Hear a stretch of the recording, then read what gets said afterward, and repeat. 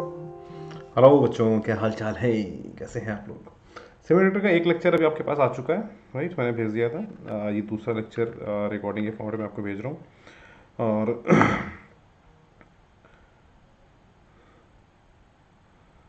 तो उम्मीद ये कर रहा हूँ कि आप लोगों ने पहला लेक्चर पढ़ लिया होगा। और पहले लेक्चर हम लोगों ने बातचीत कर ली थी। We have discussed about the complete scenario of semiconductors, PN junction की बात कर ली थी, डिप्लीशन लेयर की बात कर ली थी, डिप्लीशन लेयर के फॉर्मेशन की मोटे मोटे बातचीत हो गई थी कि एन और पी जंक्शन कैसे वर्कआउट करेंगे, क्या क्या चीज़ें होंगी। तो ये फंडामेंटली कुछ कुछ बातें जो थी वो हम लोगों ने समझने की कोशिश की थी। आज वही पीएन जंक्शन के ही इनिशिएशन से स्टार्ट कर रहा हूँ, और पीएन जंक्शन को समझते हुए हम लोग आगे की तरफ बढ़ेंगे।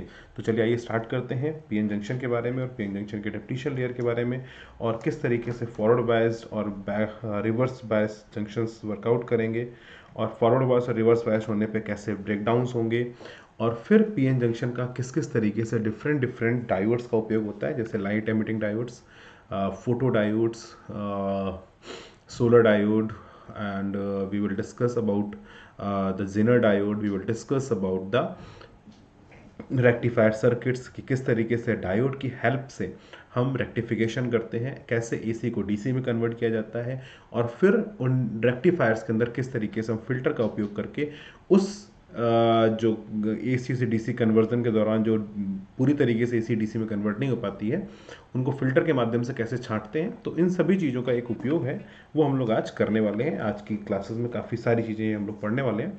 तो उम्मीद करूंगा कि आप सभी लोग रेडी हो गए और रेडी हो जाइए, और बहुत अच्छा सेशन होगा। और अगर आप अच्छे से पढ़ाई करेंगे तो मज़े भी बहुत आने वाले हैं, और बहुत ईजिली सारी चीज़ें क्लियर हो जाएंगी आपके दिमाग में। तो चलो भाई स्टार्ट करें। So this is me Shivendra Mishra. I am an IT graduate, और इस समय मैं joint director of Nucleus Education Kota Rajasthan हो चुका हूँ। और अब आप सभी के साथ जुड़े हैं इस प्लेटफॉर्म पर, और उम्मीद करते हैं कि आगे की तरफ और बढ़ते हुए चलेंगे।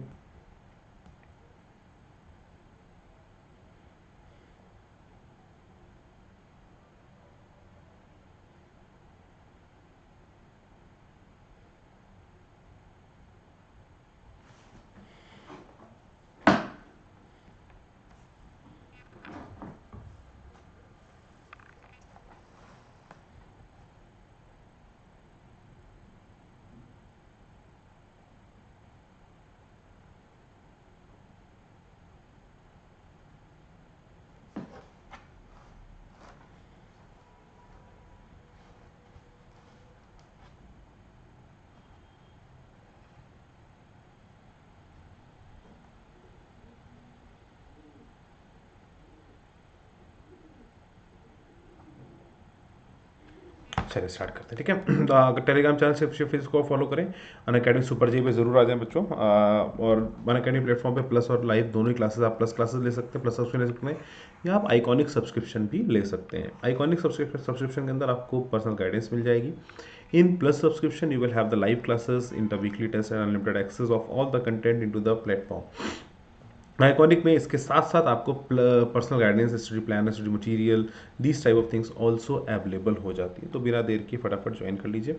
अभी स्पेशल प्राइस वीक चल रहा है 17 नवंबर तक। अगर आप ये लेक्चर 17 नवंबर के बाद देख रहे हैं तो आई थिंक ये बोगस हो गया है। तो आपको 10% का एडवांटेज नहीं मिलेगा, लेकिन अभी 10% प्लस 10% का एडवांटेज आप सभी लोगों के लिए अवेलेबल है। तो जल्दी से जल्दी सब्सक्रिप्शन लें। सब्सक्रिप्शन के दौरान इसको एडवांटेज लेने के लिए आपको रेफरल में SM11 कोड उपयोग करना पड़ेगा, जिस कोड के माध्यम से आप सब्सक्रिप्शन ले पाएंगे, ठीक है ना। तो सब्सक्रिप्शन ले लीजिए फटाफट बच्चों, और सबसे कम सब्सक्रिप्शन लेके बता दीजिए क्या हो रहा है, ठीक है। आफ्टर 17 आई वुड से ये 17 के बाद सब्सक्रिप्शन को जिस तरीके से चलेंगे SM11 कोड के, तो इसको ध्यान से रखिएगा। अपकमिंग बैचेस इन अक्टूबर्स ये आपके सामने है। अन अकेडमी चैंपियन लीग्स चल रही है, इसको ध्यान से देखते रहें, और अगर अन अकेडमी चैंपियन लीग्स के थ्रू पढ़ाई करते रहें, ठीक है। तो उसमें आप लोग बिल्कुल भी वो ना करें। अन अकेडमी चैंपियन लीग बहुत ज़्यादा इंपॉर्टेंट है, तो इसको ज़रूर देखें और ज़रूर से ज़रूर पढ़ें भी, ठीक है।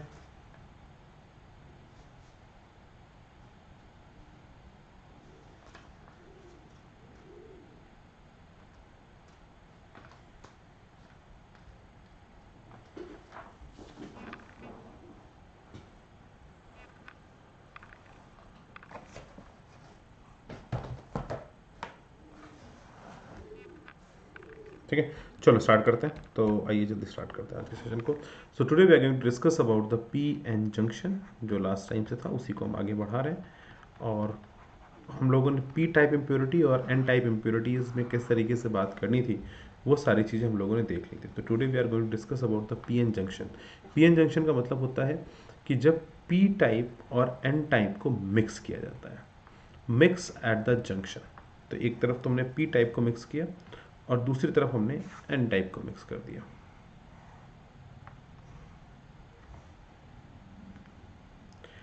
पी टाइप को अगर बनाएंगे तो पी टाइप आपको पता है, पी टाइप का मतलब होता है पॉजिटिव और एन टाइप का मतलब होता है नेगेटिव।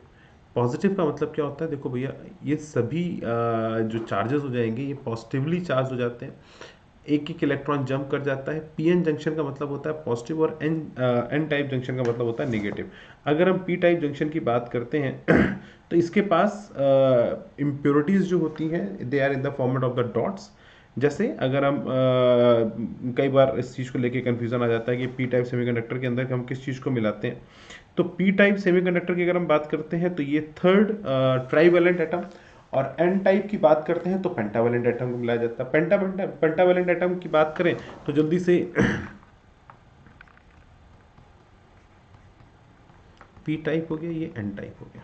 पी टाइप का मतलब होता है पॉजिटिव टाइप, एन टाइप का मतलब होता है नेगेटिव टाइप। एन टाइप में इलेक्ट्रॉन होते हैं, पी टाइप में होल्स होते हैं। छोटी छोटी बातें हैं, दिमाग में रखिएगा। पी टाइप्स में करियर जो होता है वो एल्युमिनियम, इंडियाना, गैलीनियम ऐसे करके कुछ होते हैं। इसमें आपका phosphorus, arsenic, antimony, these are the. P type को शो करने का तरीका होता है निगेटिव के साथ एक होल, निगेटिव के साथ, इसमें निगेटिव आयंस होते हैं और होल्स जनरेटेड होते हैं। निगेटिव आयंस और होल जनरेटेड होते हैं, निगेटिव आयंस और होल जनरेटेड होते हैं।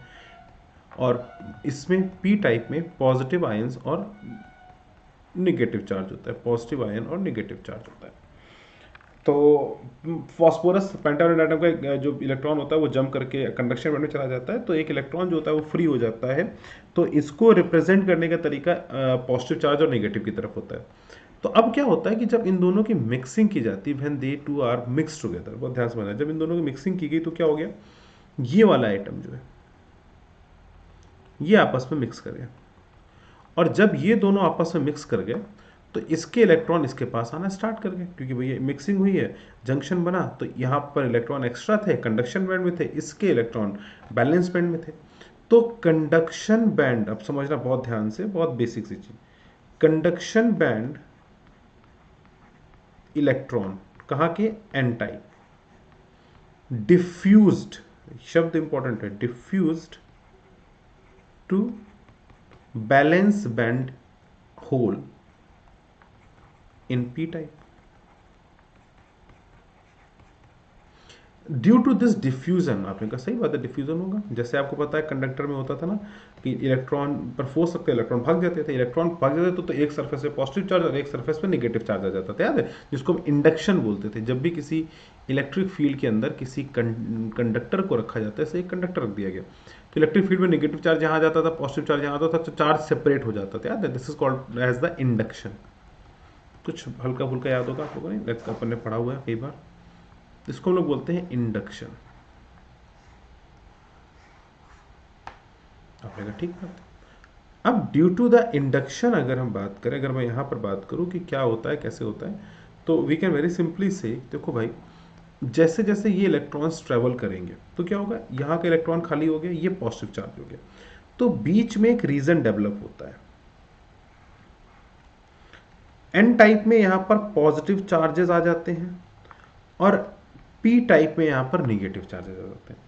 क्यों, क्योंकि यहाँ पर होल्स और इनका डिफ्यूजन हो गया, तो ये तो सेल्फ फिल कर दी एक दूसरे की, लेकिन यहाँ पर आयंस डेवलप हो गए।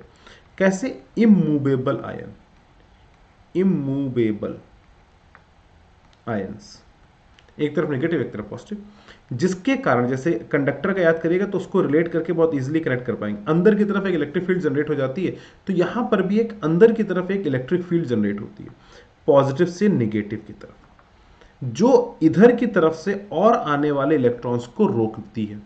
क्योंकि ई ड्रिफ्ट लगा तो ड्रिफ्ट जो इलेक्ट्रॉन है अब इस पर फोर्स किधर लग जाएगा, पीछे की तरफ। तो ये जो पॉजिटिव चार्ज की इधर की फील्ड है, जो इलेक्ट्रिक फील्ड इधर की तरफ आ गई, ये फर्दर इलेक्ट्रॉन को आगे की तरफ जाने से रोक के उसको पीछे बुला लेगी। तो क्या होता है, due to the ions created a drift electric field developed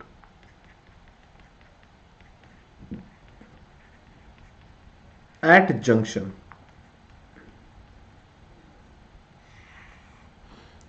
These layers or region of electric field is known as depletion layer.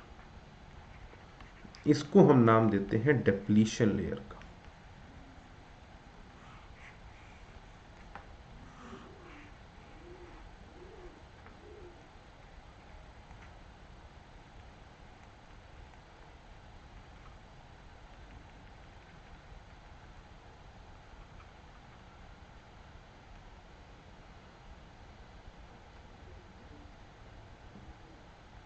Depletion layer आपने कहा, बिल्कुल ठीक है।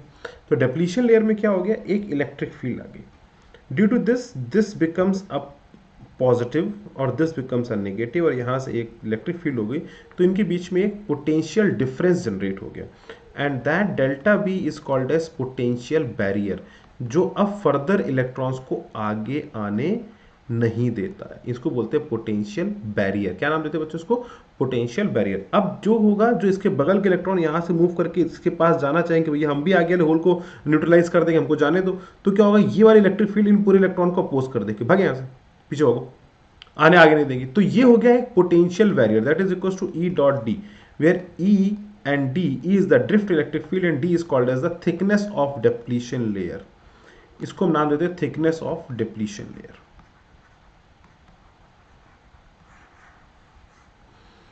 आपने कहा ये बात भी ठीक है। तो अब कुछ बेसिक सी बातें हो गई कि भैया डिप्लीशन लेयर का फॉर्मेशन हो गया, डिप्लीशन लेयर का फॉर्मेशन हो गया, तो डिप्लीशन लेयर में चार्जेस आ गए। अब आपने कहा सर चार्ज कैसे रहेंगे डिप्लीशन लेयर के अंदर, अगर मैं चार्जेस की बात करूं तो चार्ज किस तरीके से रहते हैं, चार्ज डेंसिटी क्या होती है।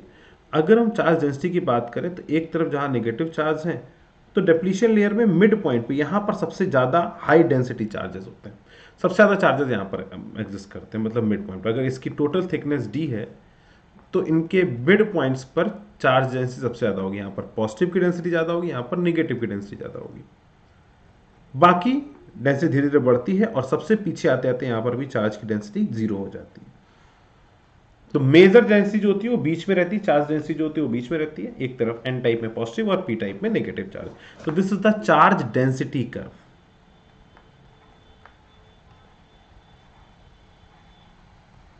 ठीक है, इसी तरीके से अगर चार्ज डेंसिटी है तो आपकी इलेक्ट्रिक फील्ड भी होगी।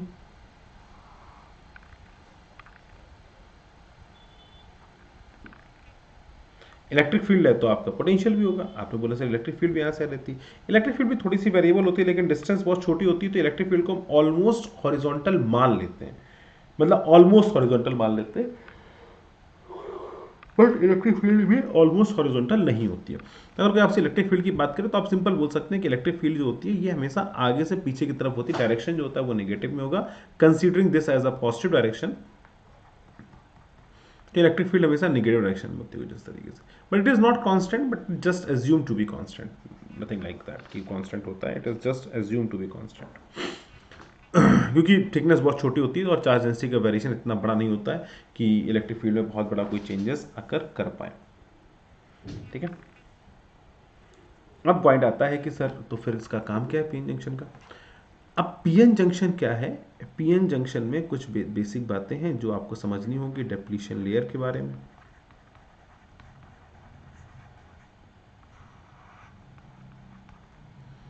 If I talk about the depletion layer, I would से कि देखो डिप्लीशन लेयर जो होती है ये इसकी thickness D, it depends upon doping,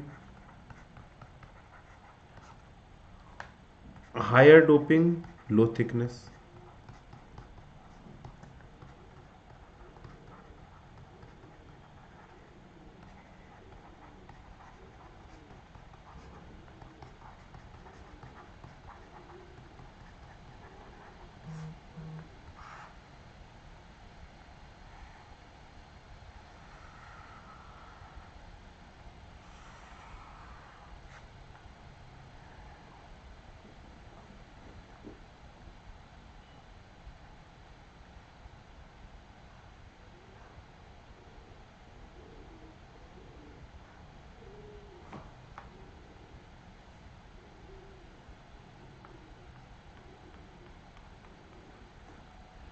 ये पॉजिटिव आयंस है, एक पोटेंशियल गैप है जिसको इलेक्ट्रॉन गैप करना है, बहुत ध्यान समझना। इलेक्ट्रॉन इसको पास तब कर पाएगा जिसकी काइनेटिक एनर्जी, तो इसको काइनेटिक एनर्जी को equals to E V D, मतलब हमें एक कांस्टेंट पोटेंशियल चाहिए जो यहाँ पे जनरेट होना चाहिए ताकि ये इलेक्ट्रॉन जंप करके यहाँ से यहाँ ना जा पाए। अब डेल्टा वी, अगर यहाँ पे चार्ज डेंसिटी ज़्यादा, हाई डोपिंग का मतलब होता है, हाई डोपिंग मतलब high charge density, high doping का मतलब हो गया हाई चार्ज। हाई चार्जेस मतलब छोटी सी थिकनेस में भी अगर यहाँ पर क्यू चार्ज और माइनस क्यू चार्ज है, तो अगर हमको यहाँ पे डी दूरी लगी इतना पोटेंशियल जनरेट करने के लिए, तो यही चार्जेस इस कम दूरी में भी आ जाएंगे, चार्ज डेंसिटी बढ़ जाएगी और इतनी छोटी दूरी में भी वही सेम डेल्टा वी क्रिएट किया जा सकता है। इसलिए थिकनेस कम हो जाती है क्योंकि चार्ज डेंसिटी बढ़ जाती है, चार्ज डेंसिटी बढ़ जाती है तो इलेक्ट्रिक फील्ड की इंटेंसिटी बढ़ जाती है और सेम पोटेंशियल डिफरेंस अराइज करने के लिए छोटी दूरी की जरूरत पड़ती है। डेल्टा वी बराबर क्या होता है, ई डॉट डी। आपने कहा सर अगर ई बढ़ जाएगा तो डी अपने आप छोटा हो जाएगा, बहुत सिंपल सी कंडीशन। दूसरा होता है टेम्परेचर का प्रभाव। टेम्परेचर इफेक्ट से भी चार्ज डेंसिटी इंक्रीज होती है, चार्ज डेंसिटी बढ़ती है तो अपने आप डिप्लीशन लेयर पतली हो जाती है।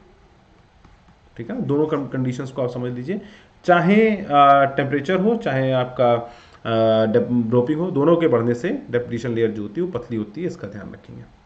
आपने कहा ठीक है। Connection of PN diode. PN diode को दो तरीके से जोड़ा जा सकता है, एक होता है इसको हम बोलते हैं फॉरवर्ड बायस, एक होता है इसको हम बोलते हैं रिवर्स बायस।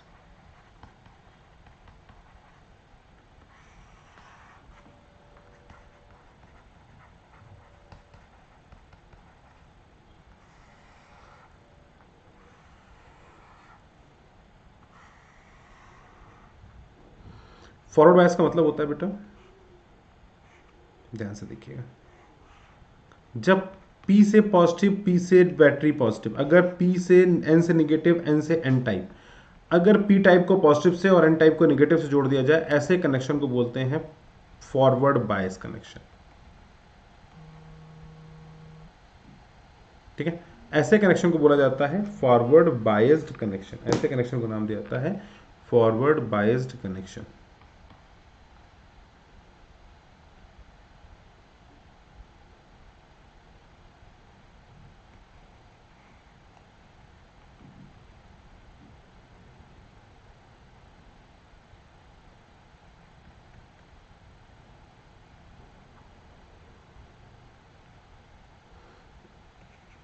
अब इससे फायदा क्या हुआ, आपने कहा सब देखो यहां पर हमारी डिप्लीशन लेयर बनी हुई है। कंडक्शन, अगर इलेक्ट्रॉन मूव करना चाहेंगे तो चार्ज कैरियर दो हैं। एक समझिएगा बेटा, यहाँ पे बहुत इंपॉर्टेंट चीज़ है ये, यहाँ पर हमारे पास दो तरीके के चार्ज कैरियर्स हैं। आपने कहा देखो सर, एक तो यहाँ आयंस के कारण यहाँ पर डेवलप हो गई फील्ड, यहाँ पर निगेटिव है, यहाँ पर एन टाइप में पॉजिटिव आयंस बन गए, यहाँ पर ये इलेक्ट्रिक फील्ड डिप्लीशन लेयर की तरफ लगी हुई है। आपने कहा बिल्कुल लगी हुई है इलेक्ट्रिक फील्ड, ये ई ड्रिफ्ट है। पोटेंशियल डिफरेंस लगाने से ई अप्लाइड जो है वो किस डायरेक्शन में आ गई, आपने कहा ई अप्लाइड जो बैटरी ने लगाई वो इधर की तरफ आई और E drift in the same direction थी। तो ई अप्लाइड क्या करेगा, ये जो होल यहां इलेक्ट्रॉन और होल के कॉम्बिनेशन को, इस ई ड्रिफ्ट को कैंसिल करने की कोशिश करेगा और एक जैसे ही as it supersede E drift, जो आपने यहां पोटेंशियल लगाया है इसके कारण जो इलेक्ट्रिक फील्ड है, इसके पोटेंशियल बैरियर को जैसे सुपरसीड करेगी, यहां से इलेक्ट्रॉन उठ के यहां आना स्टार्ट हो जाएंगे, इलेक्ट्रॉन उठ के यहां आना स्टार्ट हो जाएंगे, तो भैया इलेक्ट्रॉन का मोशन ऐसे स्टार्ट हो जाएगा और इलेक्ट्रॉन के रिवर्स डायरेक्शन में करंट का फ्लो स्टार्ट हो जाएगा, तो इलेक्ट्रॉन इधर की तरफ मूव करेंगे और करंट उल्टा फ्लो कर जाएगी। आपने कहा बिल्कुल ठीक बात है, और ये बिल्कुल सिंपली देखा जा सकता है कि भैया इलेक्ट्रॉन उठ के यहां से यहां आ गया और इस तरीके से फ्लो स्टार्ट हो गया। This is how the flow starts. तो ई ड्रिफ्ट को जैसे ही अप्लाइड ने खत्म किया, as it supersede E drift, flow of electron started.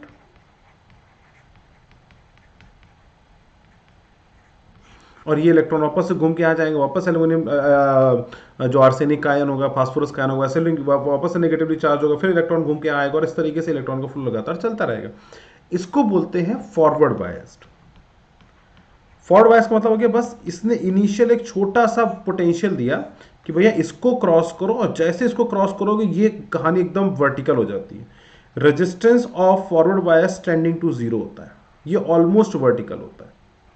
बस एक छोटा सा बैरियर होता है, that is called as the knee cut off, या cut off voltage, knee voltage और कट इन वोल्टेज।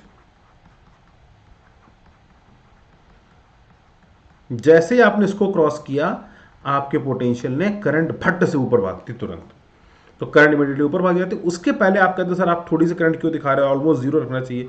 ये ऑलमोस्ट जीरो आइडियली इसको ऐसे होना चाहिए, आइडियल ग्राफ ऐसा होता है।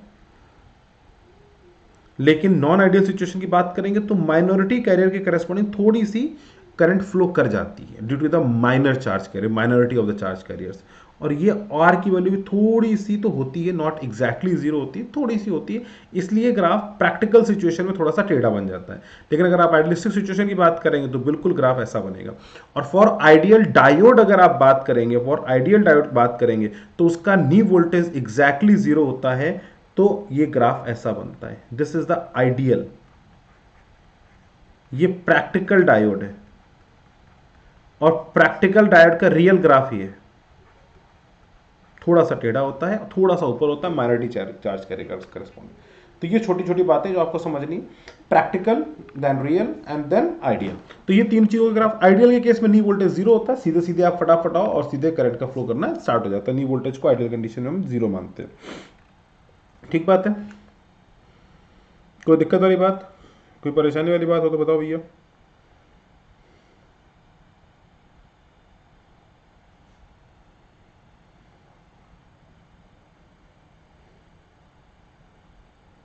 चलो भाई, अब आगे बढ़ते हैं रिवर्स बायस के ऊपर। तो रिवर्स बायस क्या होता है? रिवर्स बायस का मतलब कनेक्शन उल्टा कर दो। अब जैसे आप कनेक्शन को उल्टा करोगे मेरे प्यारे बच्चों, as you reverse the connection, as you reverse the connection, आपने एन को इधर कर दिया और पी को उधर कर दिया, तो उससे होने क्या वाला है? उससे होने ये वाला है मेरे प्यारे बच्चे, उससे होने ये वाला है मेरे प्यारे बच्चे, इससे होने ये वाला है कि भैया अब ड्रिफ्ट का सपोर्ट हो जाएगा। ड्रिफ्ट का सपोर्ट हो गया,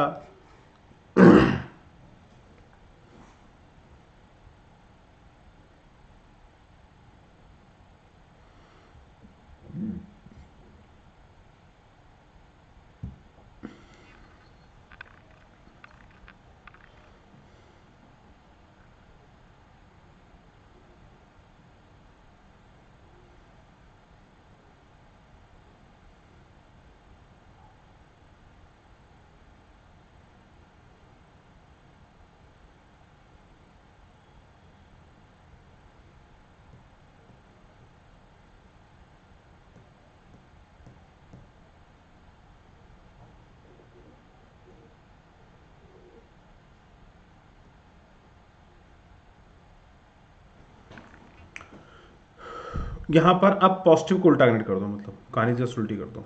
सॉरी यार, ये हो गया एक एन, ये हो गया पी, और कहानी कुछ यहां पर लेके आ गए हम, तो इसको बोलेंगे एन और इसको बोलेंगे पी।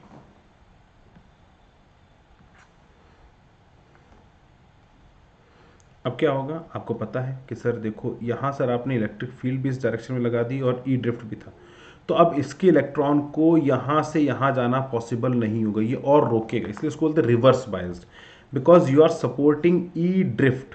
जिस डायरेक्शन में रुकाव था आपने उस रुकाव को और मजबूत कर दिया, आपने उस पोटेंशियल बैरियर को बढ़ा दिया, आपने इलेक्ट्रिक फील्ड उस डायरेक्शन में लगा के potential barrier increases. Potential barrier अगर इंक्रीज हो गया तो ये जो इलेक्ट्रॉन्स बने थे किसके कारण? Due to the doping, they will not move, वो मूव नहीं कर पाएंगे, and the current is almost zero। तो in this case the current is almost zero, बस छोटी सी एक करंट यहां पर फ्लो करती है, that is due to the, इसको बोलते हैं, मैंने अपोजिट डायरेक्शन लगाई तो इसको निगेटिव में दिखा रहा हूँ। पॉजिटिव का ग्राफ इधर की तरफ है, निगेटिव ग्राफ पीछे की तरफ है। अगर आपने रिवर्स बायस मतलब उसको मैंने माइनस बी से बोल दिया है, तो करंट की डायरेक्शन भी अपोजिट होगी, लेकिन करंट अब फ्लो करना almost tending to zero, I will be zero. क्यों जीरो हो गया? क्योंकि आपने ड्रिफ्ट को इतना सपोर्ट कर दिया, पोटेंशियल बैरियर इतना बढ़ गया कि अब किसी इलेक्ट्रॉन के औकात नहीं क्रॉस करके इधर चला जाए, तो इलेक्ट्रॉन क्रॉस ही नहीं करेंगे, कोई फ्लो ऑफ चार्ज नहीं होगा। लेकिन जब आप यहाँ इलेक्ट्रिक फील्ड लगातार बढ़ाते जाते हैं, बढ़ाते जाते हैं, बढ़ाते जाते हैं, तो एक मोमेंट आता है जहाँ पर बॉन्ड्स जो होते हैं ये ब्रेक कर जाते हैं, और ब्रेक डाउन हो जाता है। क्या हो जाता है बच्चों? ब्रेक डाउन आ जाता है, there is a break down occurs. तो पहले रिवर्स बायस को तो सिर्फ इस छोटी सी बात से समझना है कि आपने ड्रिफ्ट लगाई, आपका इलेक्ट्रिक फील्ड बढ़ गया, इलेक्ट्रिक फील्ड बढ़ गया तो अब चार्जेस को पास होने दे ही नहीं रहा है। अब फर्दर ऑन इनमें क्या क्या इंपॉर्टेंट पॉइंट्स हैं वो एक बार जरा देख लीजिए, the most important points.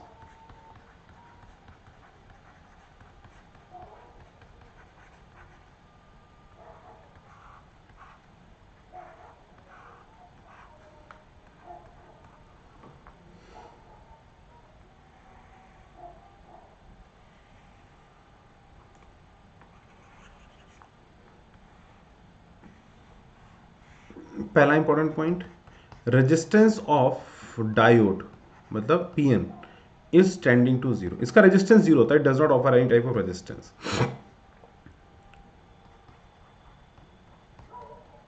Resistance occurs only due to inner drift electric field.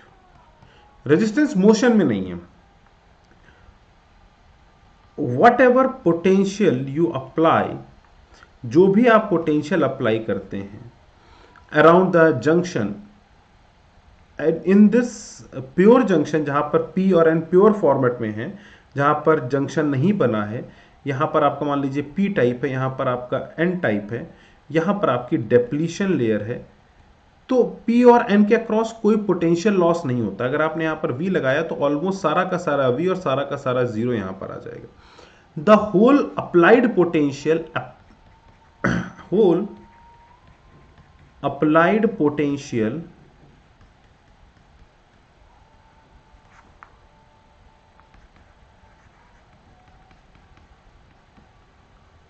Reflect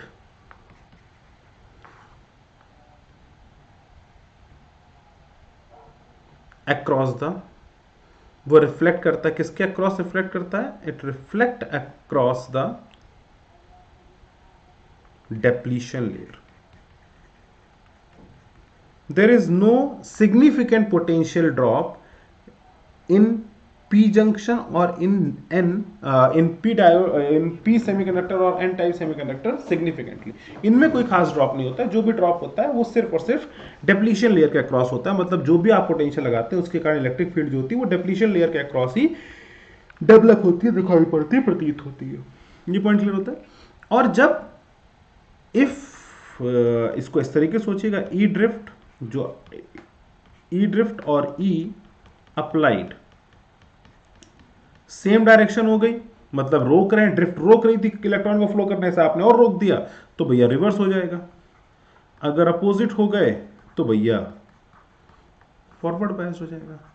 forward bias का रेजिस्टेंस टेंडिंग टू जीरो होता है, रिवर्स बायस का रेजिस्टेंस टेंडिंग टू इंफिनिटी होता है। लेकिन रिवर्स में एक समस्या है, वो क्या कि भैया वो ये समस्या है कि एक मोमेंट के बाद रिवर्स बायस भी बोल जाते हैं। मतलब आप इलेक्ट्रिक फील्ड बढ़ाते जाएंगे बढ़ाते जाएंगे बढ़ाते जाएंगे तो अंदर के सिलिकॉन जो है, अंदर के जो आयंस है, ये आयनाइज होना स्टार्ट हो जाते हैं। आयनाइज होना स्टार्ट हो जाते हैं मतलब इनके इलेक्ट्रॉन्स अलग अलग हो जाते हैं। और due to this ionisation in the depletion layer, भी मैक्सिमम जो भी पोटेंशियल डिफरेंस होता है it across the depletion layer, तो ionisation occurs in depletion layer, breakdown. तो ब्रेकडाउन होते हैं बेसिकली दो तरीके के। लेकिन ब्रेकडाउन का पहले कारण क्या है? व्हेन मॉलिक्यूल्स आयोनाइज इन, याद रखिएगा ये बहुत इंपॉर्टेंट, इन डेप्लीशन लेयर। किसके अंदर आयोनाइज हो रहे हैं बेटा? ये डेप्लीशन लेयर के अंदर आयोनाइज हो रहे हैं। And starts conducting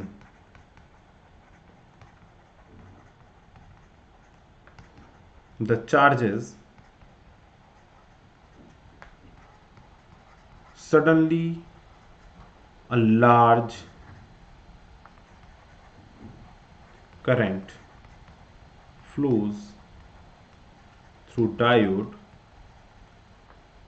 and resistance becomes zero. Resistance जो होता है वो ऑलमोस्ट जीरो के बराबर हो जाता है। इसको बोलते हैं ब्रेकडाउन। लेकिन ब्रेकडाउन होते हैं दो तरीके के, एक होता है छोटा ब्रेकडाउन और एक होता है बड़ा ब्रेकडाउन। छोटे ब्रेकडाउन का नाम दिया जाता है जिनर ब्रेकडाउन। क्या नाम दिया जाता है बच्चों इसको? Zener breakdown. और एक होता है इसको हम लोग बोलते हैं एवलांच। अब आपको पता है एवलांच क्या होता है? वहां पे जब पहाड़ों पे जब लैंड स्लाइडिंग होती है that is called as avalanches. जब गिर रहे होते हैं, एवलांचेस का मतलब हो गया पत्थरों का गिरना, बड़े बड़े जो पत्थर नीचे आ जाते हैं, दैट इज कॉल्ड एवलांचिंग। मतलब एक छोटा पत्थर टकराया, उससे फर्दर कई सारे पत्थरों को टकराते गया, तो this process called as avalanche, right. Avalanche process बड़ी इंपॉर्टेंट होती है और इसका बड़ा ही इंपॉर्टेंट गेम रहता है भैया, तो इसको बहुत इंपॉर्टेंटली समझोगे।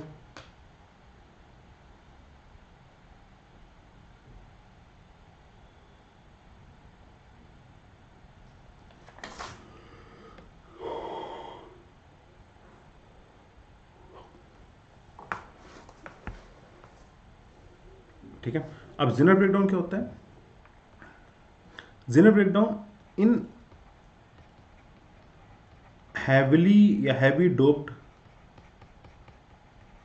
Diodes depletion layer is thin. जैसा मैंने पहले बताया, चार्ज जो होता है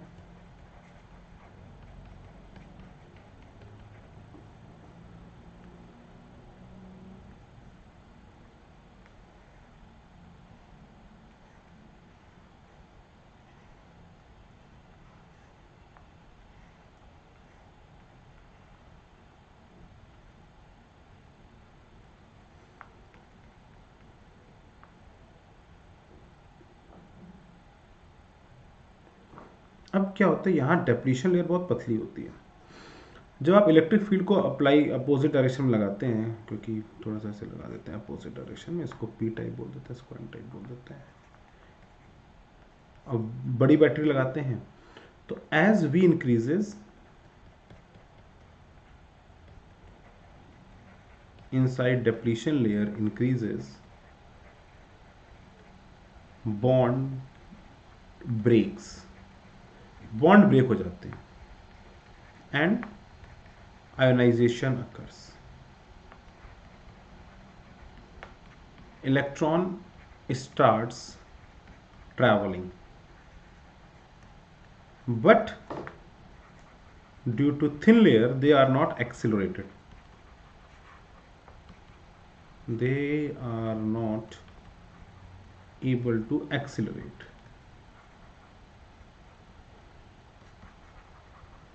Thus easy breakdown is there.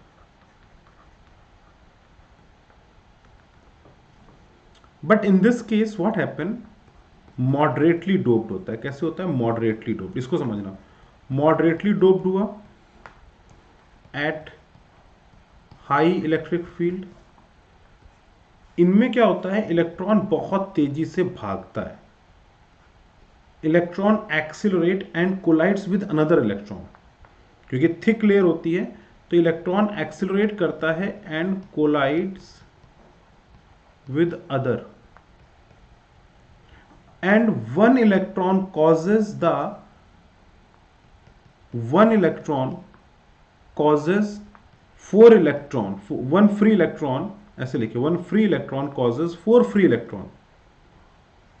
एक इलेक्ट्रॉन फ्री होकर इतनी तेज जाता है, चार से टकराता है, उन चार को भी फ्री कर देता है। मतलब क्योंकि वो एक्सीलरेट हो गया तो उसकी वेलोसिटी बहुत ज्यादा हो गई, और जैसे घुसा इतने किसी ना किसी से टकरा जाएगा, जैसे टकराएगा तो उन सबको भी फ्री करेगा।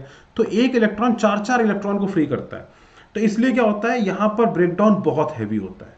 इसको बोलते हैं एवलांच। एक पत्थर गिरा, उससे दूसरा टकराया, दूसरा तीसरा गिरा, और सब भड़बड़ा के सब गिरते चले गए, लैंडस्लाइड हो गई पूरी की पूरी। तो एक पत्थर ने कई और पत्थरों को गिरा दिया, तो वो हो गया एवलांच। एक पत्थर गिरता जो चुपचाप नीचे आता, कम कम तहस होता। तो एवलांच के केस में क्या होता है, डायोड्स ऑलमोस्ट खत्म हो जाता है, डायोड ऑलमोस्ट नॉट यूजेबल और नॉन फर्दर यूजेबल। इसको फर्दर यूज नहीं कर पाएंगे, वो पूरा ब्लास्ट हो जाता है। ब्लास्ट हो जाने का मतलब हो गया कि उसमें बहुत सारी हीट प्रोड्यूस हो जाती है, तो सिस्टम पूरा डैमेज हो जाता है, फिर फर्दर यूज उपयोग करने के लायक नहीं होता है। लेकिन जिनर डायोड, जिनर ब्रेकडाउन जो होता है, इसका उपयोग आगे बहुत अच्छा हो जाता है। अब जब जिनर ब्रेकडाउन होता है तो जिनर ब्रेकडाउन अपने अक्रॉस, क्योंकि बहुत माइल्ड ब्रेकडाउन होता है, ये माइल्ड ब्रेकडाउन होने के कारण ये जिनर एक जिनर डायोड्स बन जाते हैं। जिनर डायोड का काम क्या होता है? दे एट ब्रेकडाउन स्टेज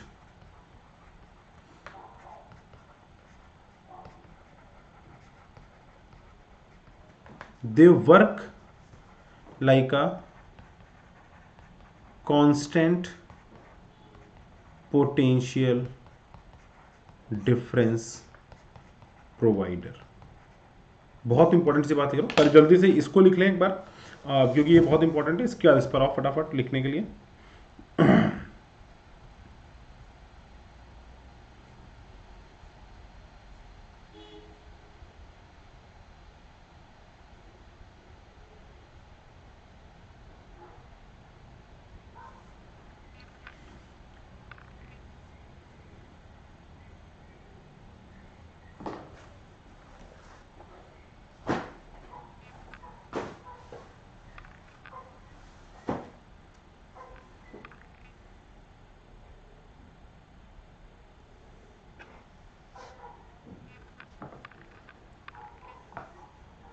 देखिए, जिनर डायोड को दिखाने का तरीका ये होता है,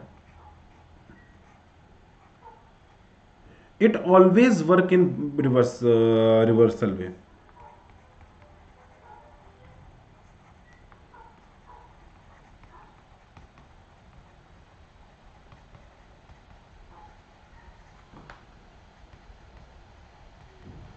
ये हमेशा रिवर्स बाय ब्रेकडाउन कंडीशन में उपयोग किया जाता है। फायदा सिर्फ इतना होता है कि ये कांस्टेंट पोटेंशियल प्रोवाइड करने लग जाता है, इसलिए उसको पोटेंशियल रेगुलेटर, वोल्टेज रेगुलेटर का नाम भी दिया जाता है। मतलब इसके माध्यम से आप वोल्टेज को रेगुलेट कर सकते हैं, तो it is also known as voltage regulator. अगर आप किसी भी सोर्स के अक्रॉस एक कांस्टेंट कांस्टेंट पोटेंशियल सप्लाई करना चाहते हैं, तो this is one of the way of defining. आपके पास कोई रेजिस्टेंस है, आपने एक इसको लगा दिया जिनर डायोड को, तो इससे फायदा क्या हो जाता है? It apply a constant potential difference. ये इस लोड रेजिस्टेंस के अक्रॉस एक कांस्टेंट पोटेंशियल डिफरेंस मेंटेन करेगा। एंड वी जेड जो कांस्टेंट पोटेंशियल डिफरेंस होता है, it is less than 6 volt, ये लेस देन 6 वोल्ट का होता है। और डिफरेंट डिफरेंट डायोड्स का डिफरेंट डिफरेंट पोटेंशियल डिफरेंस हो सकता है, इसमें कोई डाउट वाली बात नहीं है।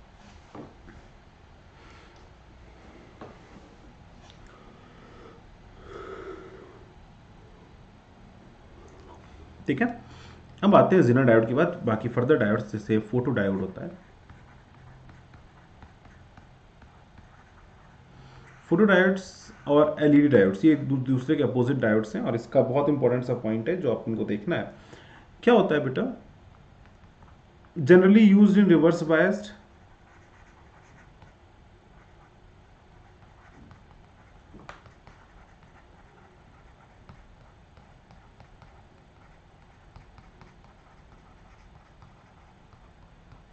जनरली इसको रिवर्स बायस सिचुएशन में उपयोग में लिया जाता है।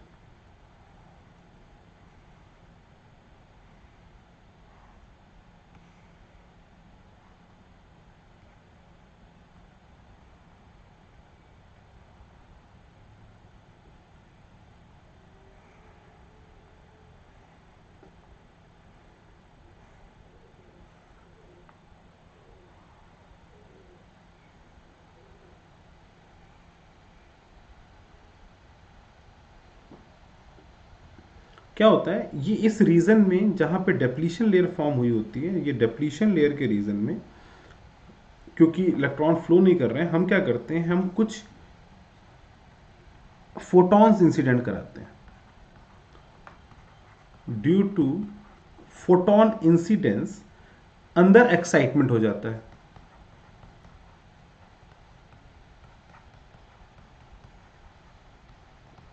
इलेक्ट्रॉन्स लिबरेटेड और फोटो इलेक्ट्रॉन प्रोड्यूस्ड। ये सिंपली फोटो इलेक्ट्रिक इफेक्ट है, ठीक है ना, और फोटो करंट फ्लो करा लेते हैं। Photo electron produced causes current to flow.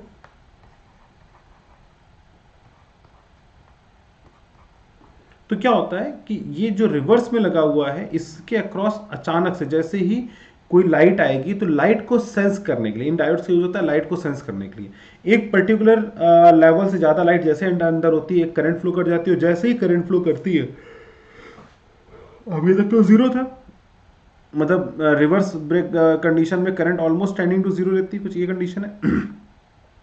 जैसे ही लाइट आएगी अचानक से करंट ऐसे बढ़ जाती है और लाइट आएगी करंट थोड़ी और बढ़ जाएगी। तो higher the light higher the current will be. तो current sudden increase in the current is informed phenomena about the incidence of light। Photo diodes को बहुत जगह यूज किया जाता है, जहां जहां पर भी आपको लाइट सेंसिटिविटी की जरूरत पड़ती है वहां वहां पर आपके फोटो डायोड्स यूज किए जाते हैं, और फोटो डायोड्स की हेल्प से ही आप ये पता कर पाते हैं कि लाइट क्या है। अब आपके डिफरेंट डिफरेंट सेंसेशंस आजकल हर जगह लगे हैं, तो डायोड्स ही सेंसर की तरह वर्क करते हैं। डायोड्स के ऊपर ज़्यादा लाइट गिर गई, उनके इलेक्ट्रॉनिक साइट हो गए, करंट कॉज हो गए, करंट कॉज हो गए, स्विच ऑन हो गया, स्विच ऑन हो गया, मतलब जो आपका जो भी वर्किंग थी, गेट खुलना था तो गेट खुल गया, गेट नहीं खुलना तो बंद होना था तो बंद हो गया। जिस चीज़ का भी स्विच था आपने उसको ऑपरेट कर लिया with the help of light. तो those are called as the photodiodes. The same thing also occurs with the LED. LED का मतलब होता है कि ये जो डायोड्स होते हैं इनको हम पैक कर लेते हैं इन एन ट्रांसपेरेंट शेप।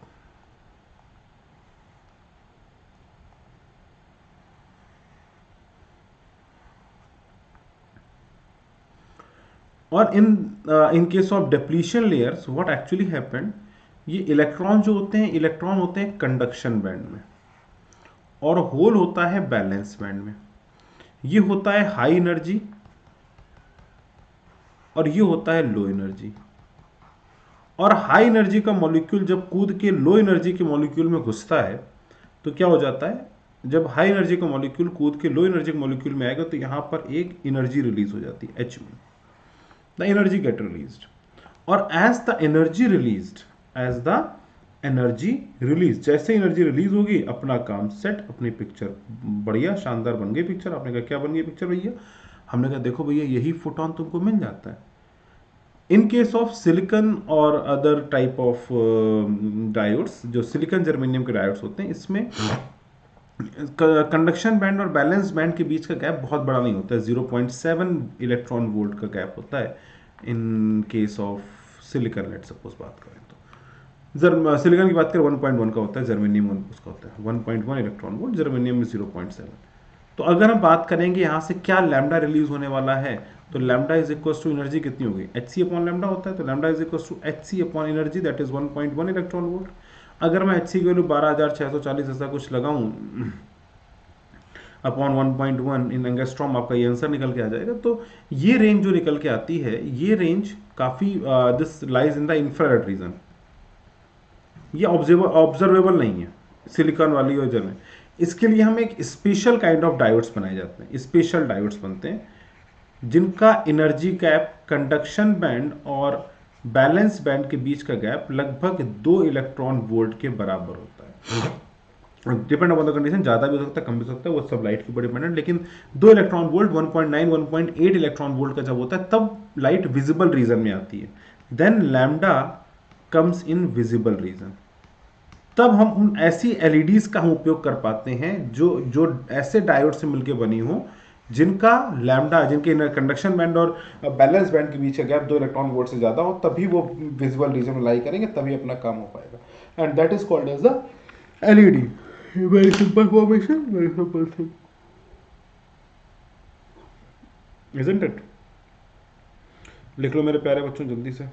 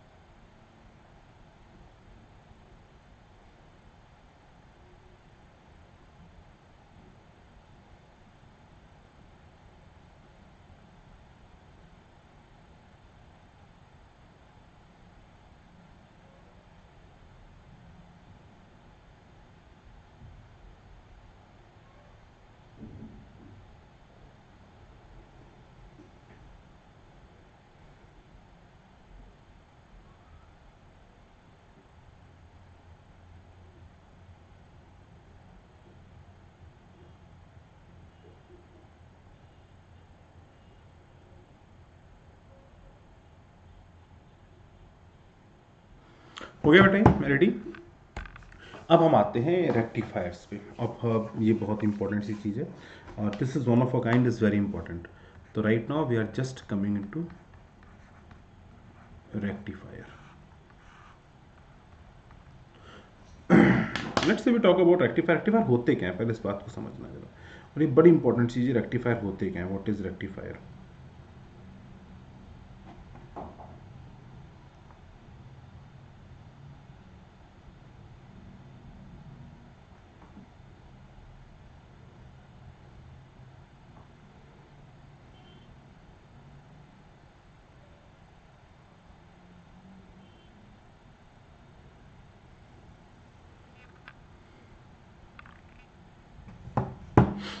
अब रेक्टिफायर का मतलब क्या होता है, इस बात को समझना। रेक्टिफायर बेसिकली एसी को डीसी में कन्वर्ट करना है।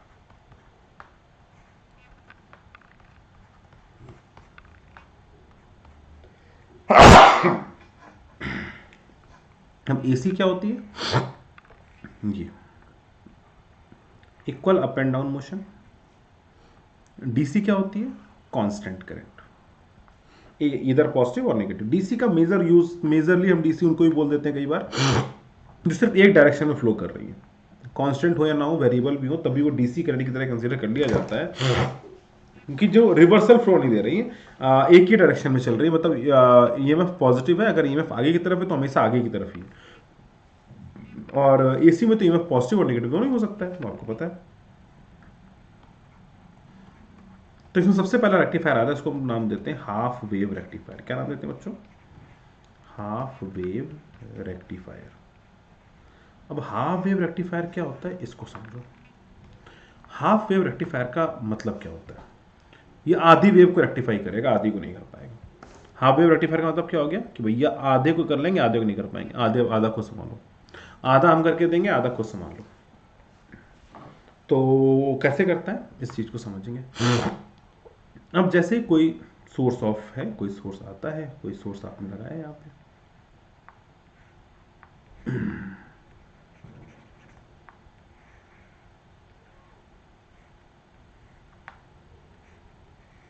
सर्किट्स कई बार देखने में बड़े कॉम्प्लिकेटेड से बना दिए जाते हैं, बहुत कॉम्प्लिकेटेड से, लेकिन इतने कॉम्प्लिकेशन की जरूरत होती नहीं है, लेकिन बना देते हैं कई लोग।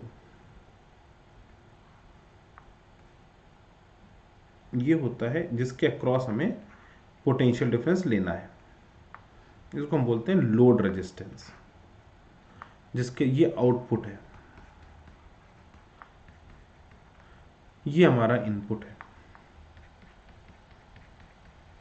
एसी इनपुट आ गया यहां से इन दिस फॉर्मेट। एसी का मतलब है कभी ये पॉजिटिव होगा, कभी ये नेगेटिव होगा। ई का मतलब क्या हो गया, ई बराबर ई नॉट साइन ओमेगा टी, आधे चक्कर में पॉजिटिव, आधे चक्कर में नेगेटिव। डायोड का काम क्या है, जब तक ये फॉरवर्ड बायस है तब तक करंट अलाउ करेगा। जब ये रिवर्स बायस हो गया, जैसे ही यहां पर पॉजिटिव था तब तक तो करंट जा रही थी, क्योंकि पी प्लस से कटर था, करंट ऐसे फ्लो करने देगा। एज इट बिकम्स नेगेटिव, जैसे यहां पर नेगेटिव होगा, I becomes zero. As diode,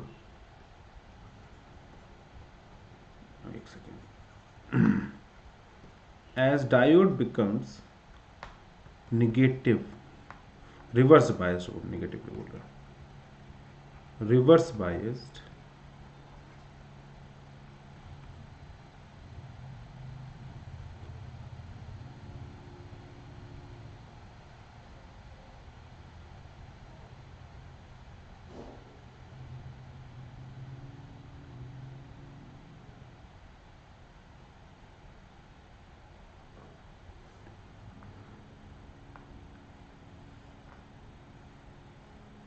as diode becomes reverse bias, जैसे डायोड रिवर्स बायस हो जाएगा, करंट कैसे हो जाएगी, जीरो। और जब तक फॉरवर्ड बायस्ड है तब तक करंट है फुल।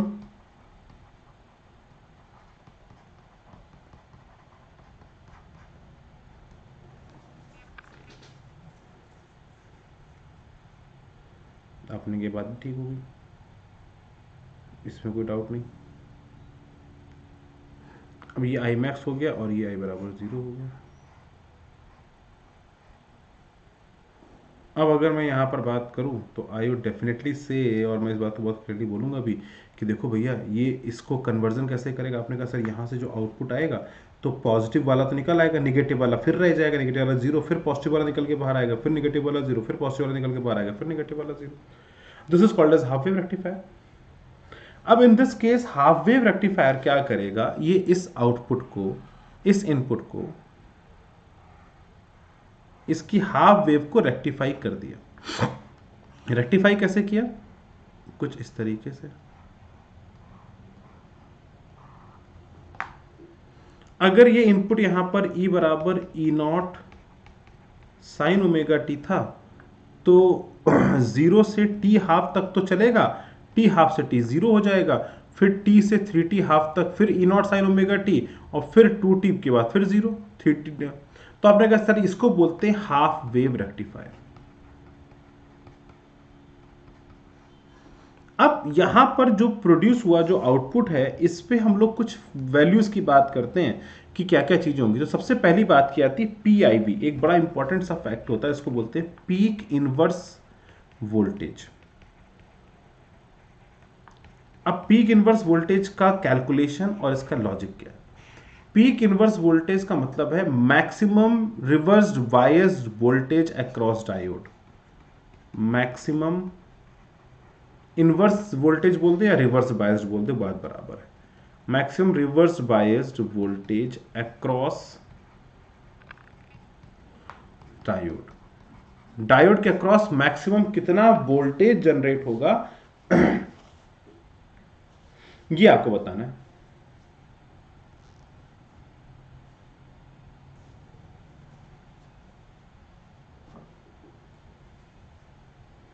आपने कहा सर कैसे पता चलेगा, मैंने कहा देखो इसमें तो कुछ भी नहीं है, तो बहुत सिंपल सा सर्किट ही तो है ये।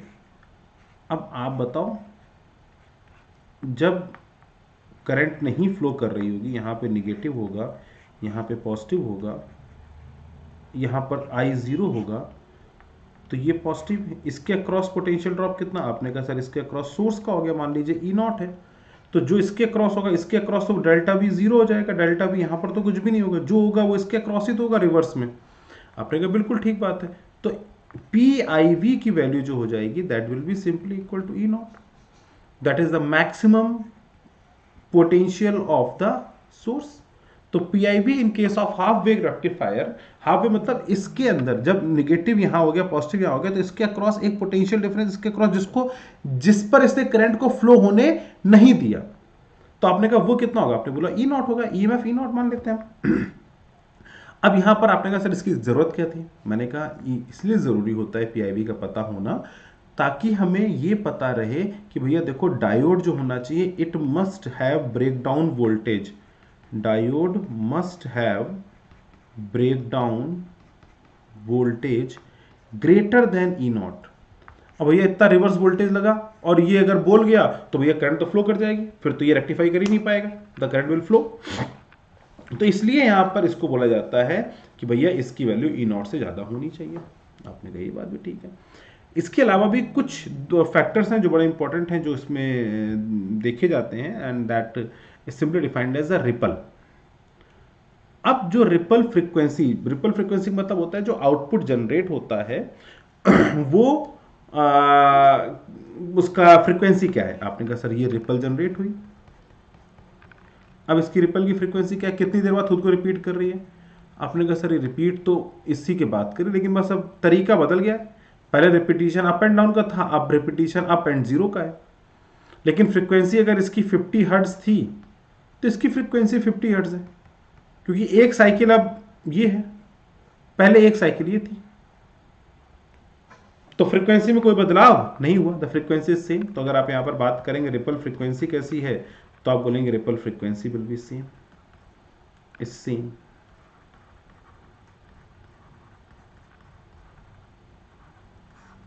आपने कहा बिल्कुल ठीक बात है। Peak secondary voltage, peak inverse value आपने कहा बिल्कुल सेम रहेगा, जैसा सेकेंडरी वोल्टेज होगा जितना वोल्टेज इसके क्रॉस होगा यहां पर मैक्सिमम वाला, वही यहां पर भी आएगा। तो इनपुट आउटपुट वैल्यू सेम है।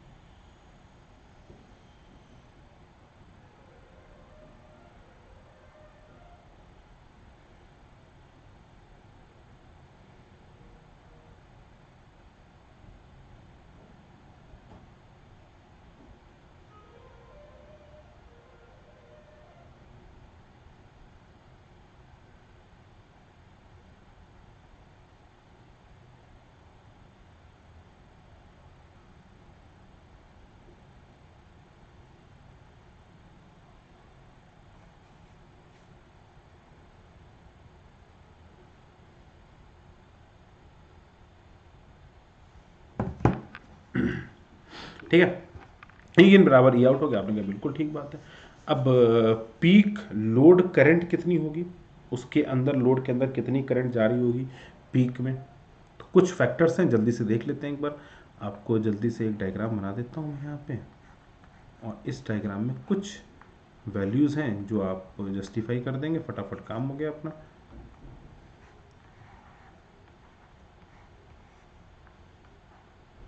ये अपना लोड रेजिस्टेंस है। डायोड का रेजिस्टेंस सामान्यतः जीरो माना जाता है आइडियल कंडीशन में, अगर बोला गया है तो आप उसको लिख सकते हैं। अगर लोड रेजिस्टेंस से आई की बात की जाएगी तो आई बराबर कितना हो जाएगा, E peak upon R D plus R L. Generally R D को हमेशा जीरो माना जाता है, तो आप R D upon R L ले जा सकते हैं। पीक करंट की अगर मैं आर एम एस वैल्यू की बात करूँगा तो आर एम एस वैल्यू का मतलब हो जाएगा, अब यहाँ पर देखिए, यहाँ पर एक बड़ी इंपॉर्टेंट चीज़ आती है, R M S value calculate कैसे करें, ठीक है ना। आर एम एस और average value for this values, आपसे पूछा जाए what is the average value, तो आपको पता है average value for a cycle क्या होती है, ई टी जो यहाँ पर जनरेट हुआ, E T dot D T from zero to T upon total time, यही तो एवरेज वैल्यू है। व्हाट इज ई एवरेज, ध्यान से देखिएगा, आपने कहा sir E average nothing but simply like this one, E value जो हो गया वो यही हो गया। अब ई डॉट टी की बात करेंगे तो आपको बोला देखो सर यहाँ जीरो से टी बाई टू तक तो फंक्शन ई का ई साइन ओमेगा टी का है, तो देखो मैं इसको ऐसे लिख रहा हूँ, E sine omega T from zero से T by two plus zero, क्योंकि भाई आगे तो करंट ही जीरो, टी बाई टू से टी तक तो कुछ है ही नहीं, divided by total time T. तो अब अगर मैं इसको इंटीग्रेशन करूँ फॉर एवरेज वैल्यू कैलकुलेट करूँ, इसी के बाद हम आर एम एस कैलकुलेशन भी आपको समझा देंगे, ठीक है। ई एवरेज वैल्यू कितनी होगी, आपने कहा sir E naught sine omega T की बात करेंगे तो E not upon omega into T, ये तो बाहर आ गया, साइन ओमेगा टी का इंटीग्रेशन जो होगा वो कॉस ओमेगा टी, और वन अपॉन ओमेगा, तो ओमेगा मैंने बारे पहले कर ही लिया। टी को आप चाहे तो आप टू पाई बाई ओमेगा लिख सकते हैं, उसमें कोई डाउट नहीं, तो ओमेगा से ओमेगा कैंसिल हो जाएगा, cos omega T from zero से टी बाई टू। और अगर मैं इसको ई नॉट के लिए लिखेंगे तो E not upon omega into T को लिख सकते हैं two pi by omega, omega से ओमेगा कैंसिल हो गया, कॉस ओमेगा टी की वैल्यू हो जाएगी cos of T by two, मतलब ओमेगा की वैल्यू कितनी होगी, आपने बोला two pi upon T into T upon two, तो टू से T cancel, cos of two pi minus cos of zero, और ये ऑब्वियसली माइनस वैल्यू माइनस होता है, साइन का इंटीग्रेशन माइनस कॉस होता है, उसका दिमाग में रखना। तो कॉस पाई बन गया यहाँ पे, cos pi value minus one और माइनस वन, तो ये हो गया E not upon two pi into minus one बाहर का एक और माइनस सब प्लस हो जाएगा, तो it will be equal to E not upon pi. तो एवरेज ईएमएफ जो जनरेट होता है that is equals to E not upon pi, average current जो जनरेट होता है that is equals to I not upon pi in the half wave rectifier.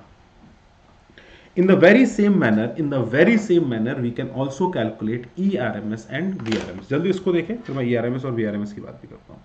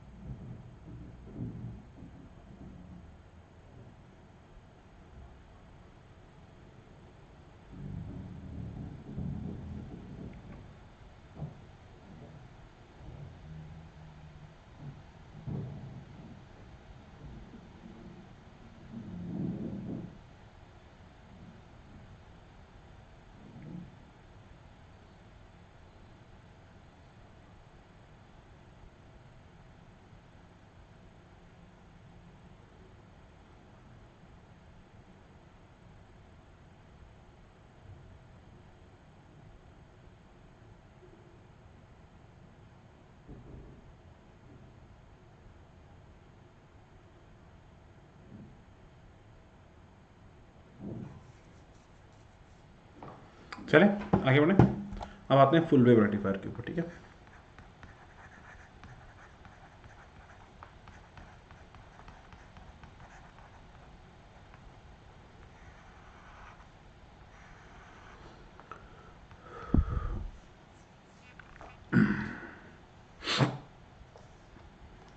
इसमें दो बातें और भी होती हैं, खैर आप भी मैंने आपको बताना भूल गया, दो बातें और एक बार जरा लिख लीजिए कहीं पे।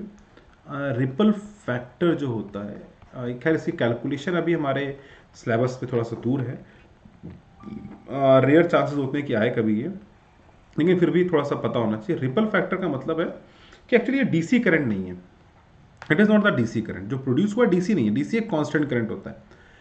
तो जो एवरेज करंट होती है, जिसको हम, अगर मैं करंट की बात करूं तो ये आई एवरेज जो आएगा, और ये आई रिपल हो गया ऊपर का। तो रिपल रेशियो जो होता है, ripple factor is simply defined as rippling ratio. अब रिपलिंग रेशियो का मतलब हो गया कि यार ये कितना ज्यादा इसमें रिपलिंग है, ये डिफाइन करता है। जितना छोटा होगा उतने ज्यादा, उतना कम रिपलिंग होगा, उतना क्लोज टू डीसी होगा। इसका रिपलिंग फैक्टर होता है 1.21 and it comes out simply the I R R M S, rippling का R M S upon I average और आई डीसी। इसको डीसी करंट या आई एवरेज करंट भी बोला जाता है। तो ये 1.21 होता है। Calculation of I R R M S जो है ये हमारे सिलेबस में नहीं है अभी, या कम पढ़ाया जाता है। सिलेबस का मतलब है कि यूज़ में नहीं आती है, तो इसका एनसीईआरटी में भी कुछ खास उल्लेख नहीं है, तो इसलिए इसके अंदर हम लोग ज़्यादा नहीं चलते। तो इग्नोर कर सकते हैं आप इसको, लेकिन सिर्फ फैक्टर याद रखिए कि इट इज़ 1.21, और ये फैक्टर थोड़ा सा खराब है। मतलब इसमें डीसी जो है it is not very, AC जो प्रोड्यूस हुआ current, it is not very close to AC, it is not the flat type of current, it is again the current is curved like current, right. तो up and down बहुत है। तो rectification efficiency जो होती है it is 40.6%। दो data है, it is called as rectification frequency, it is 40.6%। इतना रेक्टिफाई ये कर पाया है, इससे ज़्यादा रेक्टिफिकेशन इसका नहीं हुआ है, ठीक है। आते हैं नेक्स्ट पॉइंट के ऊपर, that is called as full wave rectifier. Full wave rectifier दो टाइप के होते हैं।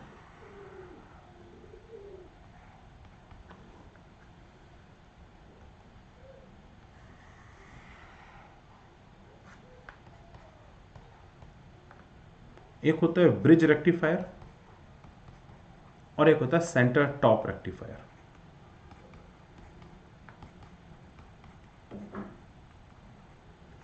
अब ब्रिज रेक्टिफायर और सेंटर टॉप रेक्टिफायर का मतलब क्या होता है ये समझें। सेंटर टॉप रेक्टिफायर एक ऐसा रेक्टिफायर है जो अब कम यूज होता है, लेकिन पहले काफी यूज होता था। सेंटर टॉप रेक्टिफायर की सबसे पहली अच्छी या बुरी बात यह है कि इसमें ट्रांसफॉर्मर चाहिए। अगर आपको प्रॉपर आउटपुट चाहिए तो ट्रांसफार्मर चाहिए। ट्रांसफार्मर की हेल्प से हम क्या करते हैं, जैसे हमारा कोई एक ऑल्टरनेटिंग करंट है, ये आ रहा है, ये हमारी ऑल्टरनेटिंग करंट आई, इसको हम 1:2 के रेशियो में अप कर देते हैं। फायदा क्या होता है, हमने इसको यहाँ नंबर ऑफ वाइंडिंग्स को डबल कर दिया और 1:2 के रेशियो में बढ़ा दिया। मतलब अगर ये इसके अक्रॉस V0 दे रहा था तो इसके अक्रॉस हमने 2V0 का ले लिया आउटपुट। इसको बोलते हैं स्टेप अप ट्रांसफार्मर बाई 2। और हमने इसमें क्या कर दिया, इसमें हमने जो अपना लोड रेजिस्टेंस लगाया वो इसके सेंटर पे लगा दिया, इसको बोलते हैं सेंटर टॉप। मतलब अब हमारा लोड है ए पॉइंट और बी पॉइंट के बीच में, इसके अक्रॉस हम लोड ले रहे हैं। ऑब्वियस सी बात है, यहां से अक्रॉस तो पोटेंशियल ड्रॉप आधा ही हो, करंट ऐसे फ्लो करेगा वैसे फ्लो करेगा। अब जब ये पॉजिटिव होगा तब करंट का डायरेक्शन इधर हो जाएगा। जब करंट इधर की तरफ फ्लो कर रही होगी तो ए से बी की तरफ अगर आप देखेंगे ए पॉजिटिव टर्मिनल होगा, जब बी पॉजिटिव हो जाएगा तब भी ए टर्मिनल होगा, इसके बीच में करंट होगी। तो दिस इज द पॉइंट। इसको दर्शाने का एक और तरीका होता है जिसमें हम इसको इस तरीके से डिफाइन कर देते हैं कि ये कुछ इस तरीके से बना हुआ है,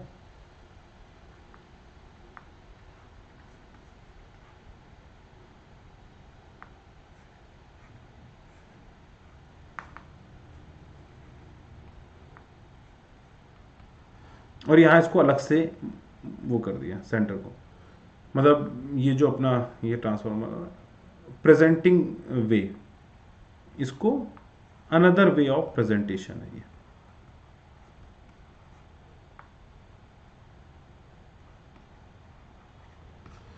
लेकिन इससे फायदा क्या हो गया, हमने इसको स्टेप 2 किया, मतलब हमने इनपुट की करंट को, इनपुट वोल्टेज को दुगना किया, डबल किया। इनपुट वोल्टेज को दुगना क्यों किया हमने, ताकि हाफ मिड पॉइंट जिसके सेंटर के बीच की बात कर रहे हैं तो वहां पर वही पोटेंशियल मिल सके जो इनपुट था। तो इनपुट अगर V0 का है तो आउटपुट भी V0 का मिल जाएगा इस ए पॉइंट और बी पॉइंट के बीच में। आपने कहा बिल्कुल ठीक बात है। एक बार for one loop the current will be on this direction, for the second loop the current will be in this direction. जब ये पॉजिटिव नेगेटिव, ये पॉजिटिव ये नेगेटिव होगा तो करंट मूव करती रहेगी, करंट हमेशा जाती रहेगी। लेकिन आपने स्टेप अप कर दिया है तो ए से बी के बीच का जो पोटेंशियल होगा वो हमेशा V0 के बराबर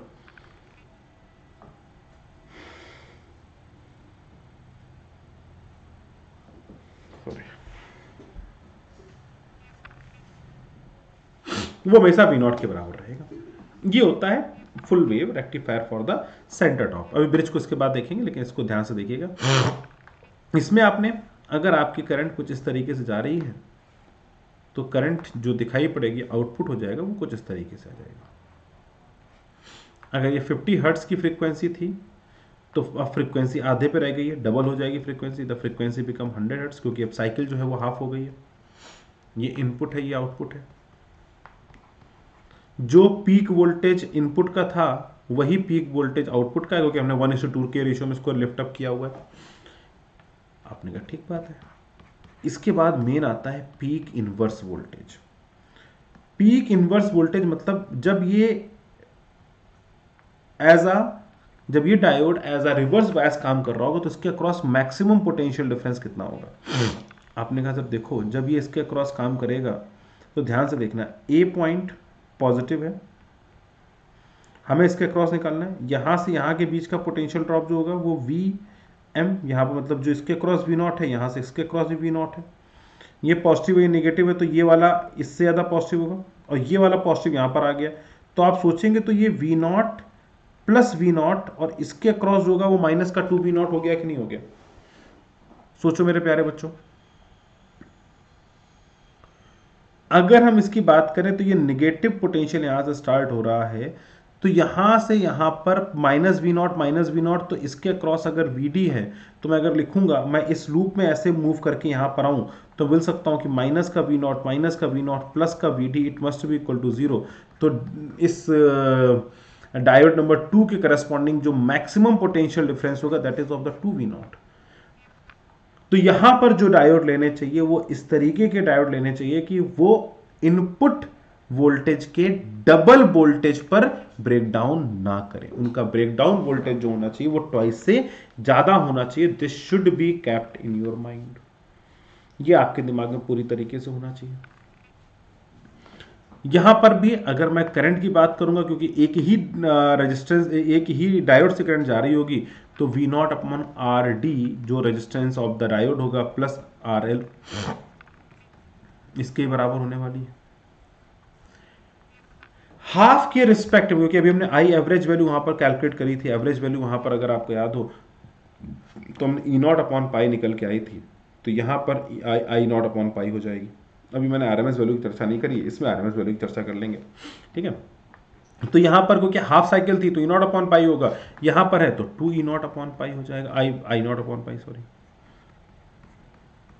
this is called as the average value. अगर पूछा जाए what is the RMS value, तो चलो जल्दी से कैलकुलेशन ऑफ आरएमएस और सिखा देता हूं। तो जैसी यहां कैलकुलेशन है वही पीछे वाले में कैलकुलेशन है, आगे वाले से पीछे वाला आधा हो जाएगा, यही अपने को देखना है। तो जल्दी से आरएमएस और के दिखा देते हैं। तो अगर मैं पूछता what is E R M S, तो आपने कहा sir RMS value square then mean. तो सबसे पहले फिर रूट ले लो, तो अंडर रूट के अंदर मीन लेना है तो 1/t कर देंगे। किसका स्क्वायर का, किसका square, E not square sine square omega T dot D T. इसको मीन ले लो 0 से टी।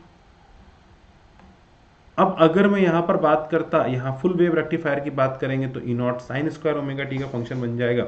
और दोनों ही केसेस में जो फंक्शन है वो अपलिफ्टेड हो गया है। अगर आप हाफ के लिए बात करते तो यहां पर मैं लिख देता 0 से टी हाफ तक आपका ई नॉट साइन ओमेगा टी का होल स्क्वायर होता dot D T plus complete पे अंडर रूट है बेटा याद रखिएगा, प्लस 0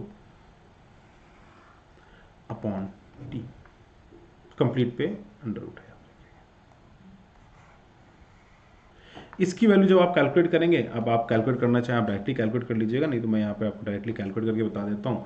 तो E R M S in case of half wave rectifier, अगर आप हाफ वेव रेक्टिफायर की बात करेंगे, एच डब्ल्यू आर की बात करेंगे, इस केस में आपकी वैल्यू आ जाएगी E/2। और जब आप फुल वेव रेक्टिफायर के लिए बात करेंगे तो it will become E/√2।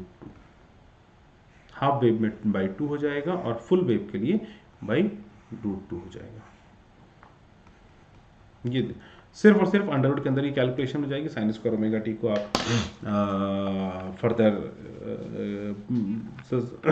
1+2 sine 1+cos2 omega T के टर्म्स में लिख सकते हैं, cos2 ओमेगा टी -1 के टर्म्स में लिख सकते हैं, और करस्पॉन्डिंग आप इंटीग्रेशन करके वैल्यूज जो है वो कैलकुलेट होके निकल के आ जाएंगे।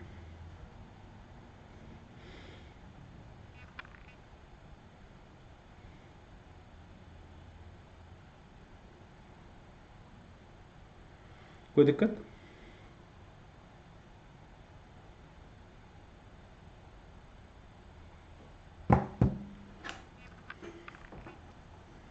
ठीक है, तो ये तो हो गया आपका फुल वेव रेक्टिफायर। क्या हो गया बेटा, ये आपका फुल वेव रेक्टिफायर। इसकी जो इंपॉर्टेंट बात है जो मैंने अभी आपको बताई थी, that is called as the ripple factor. इसका रिपल फैक्टर जो होता है that is smaller in compare to the half, that is 0.482। उसका 1.21 था, इसका 0.482 है। और इसकी रिपल या रेक्टिफिकेशन फ्रीक्वेंसी जो हो जाएगी, ये डेटा है बेटा तो याद रखिएगा, rectification frequency it is very simply defined as 0.81.2%।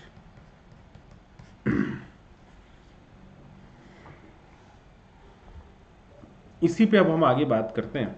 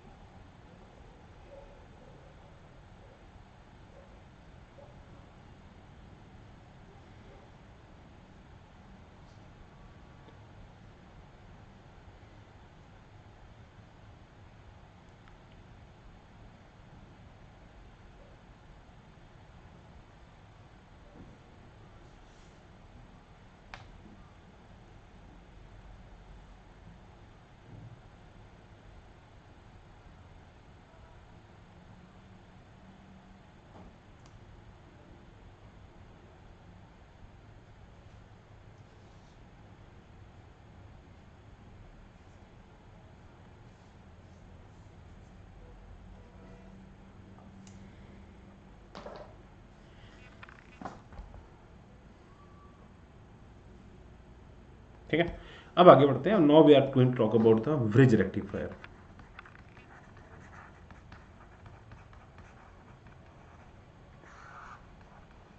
अब ब्रिज रेक्टिफायर क्या होता है इसको समझ लो।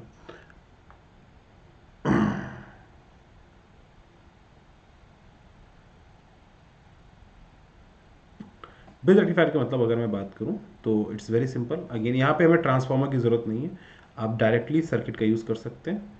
इसमें हम लोग क्या करते हैं, हम लोग व्हीट स्टोन ब्रिज के फॉरवर्ड में लगा देते हैं।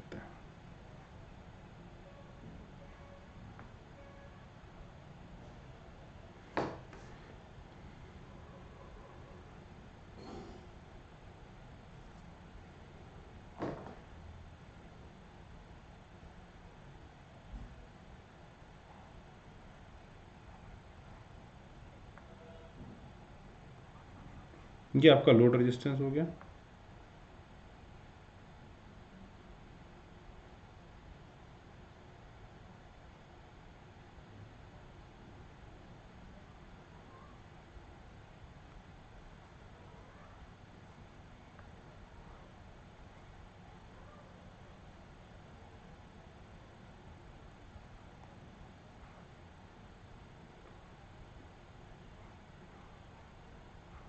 ये हो गया आपका ब्रिज रेक्टिफायर।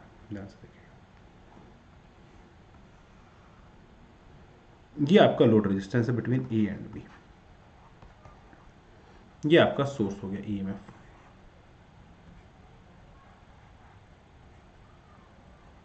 सिंपल सोचने का तरीका, यहाँ पे अगर पॉजिटिव है इफ फर्स्ट केस, तो ये वाला आपका फॉरवर्ड बायस हो जाएगा, करंट यहाँ से आएगी। मैं इसको रेड कलर से मार्क कर रहा हूँ। अगर ये पॉजिटिव तो ये करंट ऐसे जाएगी, ये वाला रिवर्स बायस में करंट नहीं जा पाएगी, इससे करंट जाएगी और यहाँ से करंट वापस आ जाएगी। अगर कंडीशन उल्टी हो गई, इसको मैं ग्रीन से मार्क कर रहा हूँ, ये वाला नेगेटिवली चार्ज हो गया, ये वाला पॉजिटिवली चार्ज हो गया, तो इधर वाला रिवर्स बायस करंट यहाँ से ऐसे जाएगी। अगेन ए से बी में जाने का रास्ता वही होगा, ए और बी के क्रॉस पोटेंशियल ड्रॉप वैसे ही आएगा और करंट यहाँ से वैसे चली जाएगी। इन दोनों ही कंडीशन में ए और बी के क्रॉस आने वाला पोटेंशियल ड्रॉप तो वही का वही है, बस आपने ब्रिज रेक्टिफायर बना दिया। इसमें हमें एडिशनल ट्रांसफार्मर की जरूरत बच गई, इसमें ट्रांसफार्मर से हम बच गए, इसमें हमें फर्दर कोई भी किसी तरीके के इन्हांसमेंट की रिक्वायरमेंट नहीं है, हम इजीली इस काम को कर ले जाते हैं। इसका आउटपुट भी जो निकल के आता है that is again very simplistic output and that is in the format of this one. इसमें और फुल वेव रेक्टिफायर में सिर्फ और सिर्फ फर्क किस बात का है, सिर्फ फर्क स्ट्रक्चर का है, इनपुट और आउटपुट में कोई भी फर्क नहीं है। फर्क सिर्फ और सिर्फ नंबर ऑफ डायोड्स का है, फिर सिर्फ और सिर्फ फर्क नंबर ऑफ डायोड्स का, इसके अलावा कोई भी नहीं है। Just give a minute.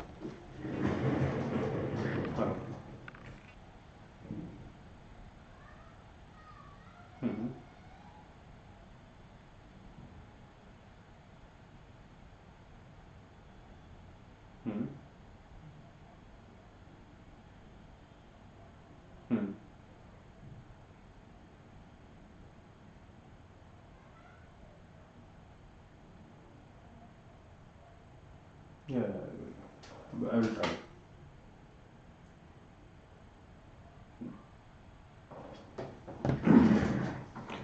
Coming to the point again, bridge rectifier तो क्या हो गया, जैसा ये फ्रीक्वेंसी के बिल्कुल वैसी वैसी, अगर यहाँ पे 50 हर्ट्ज की फ्रीक्वेंसी जाएगी, 100 हर्ट्ज की वापस आएगी, एवरेज वैल्यू वही रहेंगी। अगर इसकी पीक वैल्यू, इनपुट की पीक वैल्यू V0 है तो आउटपुट की पीक वैल्यू भी V0 ही होगी।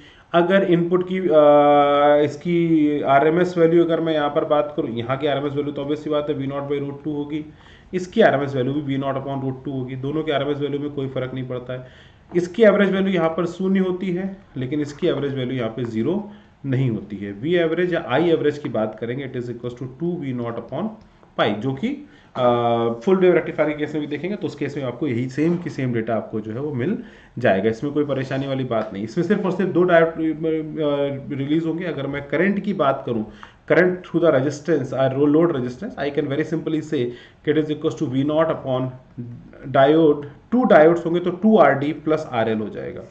तो ये एक छोटा सा पॉइंट होता है जो इसको डिस्क्रिमिनेट करता है from the full wave rectifier, क्योंकि यहाँ पर 2 डायोड एक साथ एक सर्किट में मतलब एक साथ एक फ्लो में यूज हो रहा है। फुल वेव और हाफ वेव में सिर्फ एक एक डायोड यूज हो रहा था, यहाँ पर दो डायोड का उपयोग हो रहा है एक सर्किट को पूरा करने के लिए, वन साइड को पूरा करने के लिए। ये चीज बहुत इंपॉर्टेंट है। अगर मैं यहाँ पर बात करूं तो दूसरी चीज वापस से वही निकल के आती है कि what is the PIV, peak input voltage कितना होगा, पीक इनवर्स वोल्टेज कितना होगा। तो अगर यहाँ पर पीक इनवर्स वोल्टेज की बात करें तो peak inverse voltage it is again equal to V nought. भाई आपका यहां पर वी नॉट है, यहां पे जीरो है, तो यहां से जब ये करंट यहां पर नहीं गई तो यहां से करंट गई और ए और बी के बीच का जो पोटेंशियल ड्रॉप होगा वही इन दोनों के बीच का पोटेंशियल ड्रॉप भी हो जाए, क्योंकि इसके अक्रॉस तो कोई पोटेंशियल ड्रॉप नहीं हुआ। तो जो ए बी के अक्रॉस है वही इन दोनों में रिवर्स बायस में इनके अक्रॉस भी पोटेंशियल ड्रॉप हो जाएगा। तो रिवर्स बायस कंडीशन में peak inverse voltage is V nought. दूसरा फायदा जो फुल वेव रेक्टिफायर के रिस्पेक्ट में ब्रिज रेक्टिफायर में आपको देखने को मिलता है कि यहां पर डायोड का बैक या ब्रेकडाउन वोल्टेज वी नॉट जो उसका इनपुट वोल्टेज उसके बराबर होगा तब भी काम चल जाएगा, लेकिन फुल वेव रेक्टिफायर में उसका डबल होना चाहिए तब ही काम चलेगा। ये याद रखने वाली बात है। बाकी रिपल फैक्टर और रेक्टिफिकेशन दोनों एक जैसे ही होते हैं, सेम होते हैं, उसमें किसी तरीके कोई अंतर नहीं होता है, they all are exactly same. तो this is the bridge rectifier. इसके आगे हम लोग चर्चा करेंगे अबाउट द फिल्टर्स। किसकी चर्चा करेंगे बच्चों? फिल्टर्स की चर्चा करेंगे। एक सेकेंड थोड़ा सा पॉज लेते हैं।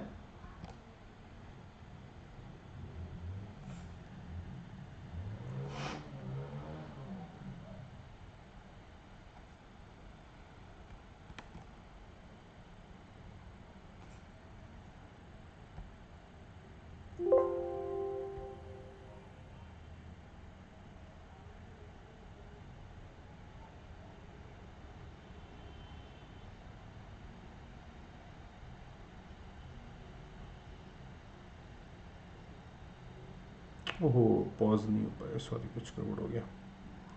Just give me a moment.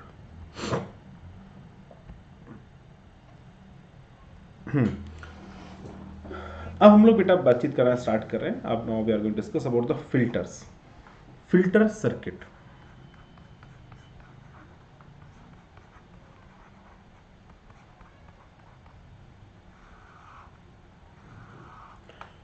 Filter circuit का मतलब होता है कि देखो यार, हमने एसी से डीसी कन्वर्ट करने की कोशिश की। What we try to convert AC into a DC. हुआ क्या? नहीं, एक कांस्टेंट करंट तो नहीं मिली हमें। करंट कैसी मिली? या फुल वेव से किया तो करंट कुछ इस तरीके से मिल गई। क्या ये फुल वेव रेक्टिफायर था? आपने कर, इसको कन्वर्ट करने की एक मैकेनिज्म समझाता हूं। उस मैकेनिज्म को थोड़ा समझिएगा, क्योंकि ये कोर्स में नहीं, लेकिन कोशिश कर रहा हूं कि आप एक मैकेनिज्म को समझेंगे थोड़ा सा अच्छा लगेगा। रेक्टिव फिल्टर का मतलब हो गया, हम कैपेसिटर फिल्टर यूज करते हैं। Capacitor and inductor, these are the two filters, those are used in order to remove the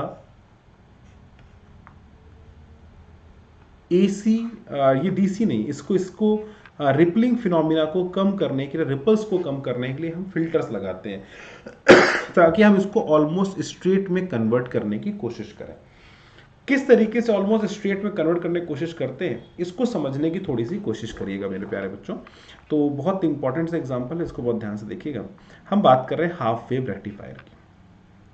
half wave rectifier में हमको क्योंकि सबसे सिंपल सर्किट है इसलिए सिंपल से बात करना स्टार्ट करेंगे। हमने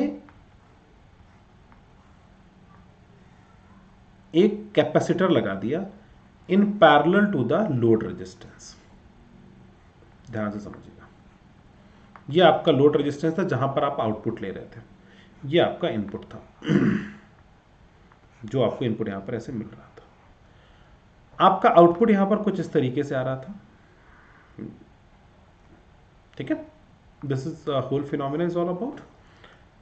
अब क्या हुआ, क्योंकि पैरेलल में लगा हुआ है और जैसे यहां पर पॉजिटिव आएगा यहां नेगेटिव आएगा, this capacitor will get fully charged.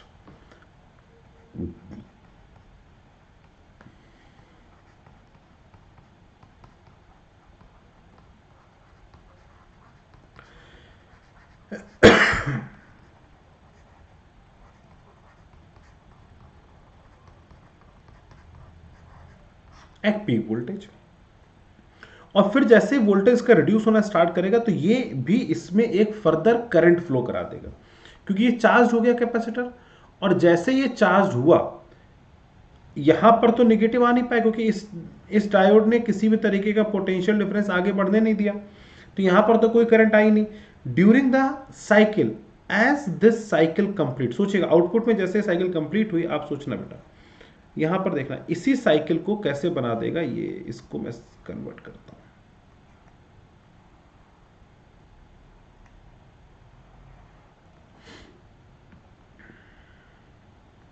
बहुत इंपॉर्टेंट फिनोमेना, इसे थोड़ा सा ध्यान से समझेंगे, और लिटरेचर में बहुत कम जगह पर मिलेगा, इसलिए थोड़ा ध्यान से समझना।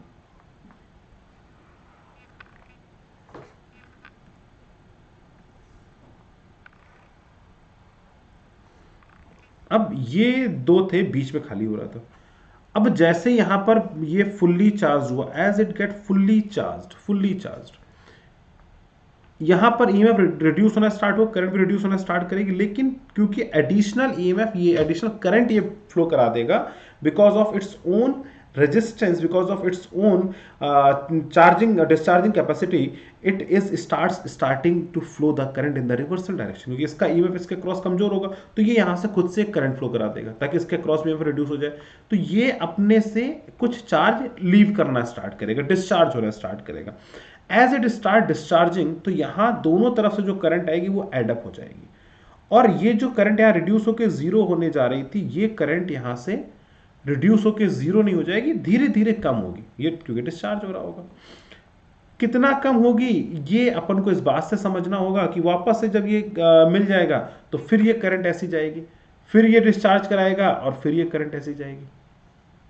तो जो पीक वैल्यू कुछ इस तरीके से आ रही थी, इस कैपेसिटर ने आके उसकी कनेक्टिविटी कुछ इस तरीके से कर दी,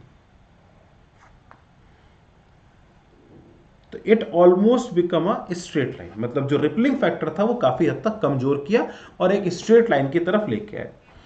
कंडीशंस इसमें क्या क्या होती हैं आपको पता है, यहां से यहां जाने का जो समय होगा वो एक लगभग T3T/4 समय अंतराल से थोड़ा सा ज़्यादा होगा, बिल्कुल होगा। आपने कहा कि सर इसका मतलब ये हो गया कि जो इसका टाइम फैक्टर है, मतलब टाइम, क्योंकि इसका डिस्चार्जिंग का भी तो एक साइकिल होता है, आरसी सर्किट की बात करेंगे तो टाइम कांस्टेंट होगा, तो अगर मैं इसके टाइम कांस्टेंट की बात करूं तो इसका time constant that is 1/RC, it should be less than, it should be greater than or much more greater than that time period of motion,